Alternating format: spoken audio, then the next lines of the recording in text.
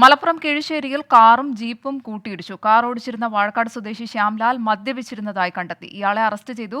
ഇന്നലെ രാത്രിയായിരുന്നു അപകടം. സമീർ ബിൻ കരീം മലപ്പുറത്ത് നിന്ന് ചേരുന്നുണ്ട്. സമീർ, ഈ അപകടത്തിൽ ആർക്കെങ്കിലും പരിക്കേറ്റിട്ടുണ്ടോ?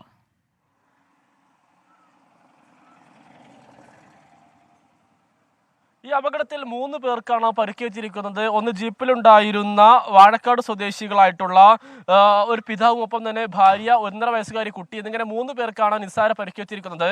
ഇന്നലെ രാത്രി 11:45 കീഴ്ശ്ശേരിയിൽ വെച്ച് ജീപ്പും കാറും കൂട്ടിയിടിച്ച് അപകടം ഉണ്ടാകുന്നത്. ഈ കാർ ഓടിച്ചിരുന്ന യാത്രികരെ നാട്ടുകാർ തടഞ്ഞു വെച്ച് പോലീസിൽ വരുന്നവരെ തടഞ്ഞു വെക്കുകയായിരുന്നു. തുടർന്ന് പോലീസ് നടത്തിയ പരിശോധനയിലാണ് കാർ ഓടിച്ചിരുന്ന ശ്യാംലാൽ എന്ന് പറയുന്ന ഇയാൾ മദ്യപിച്ചതായി കണ്ടെത്തിയത്. തുടർന്ന് ഇയാളെ കൊണ്ടോട്ടി പോലീസ് രേഖപ്പെടുത്തുകയായിരുന്നു.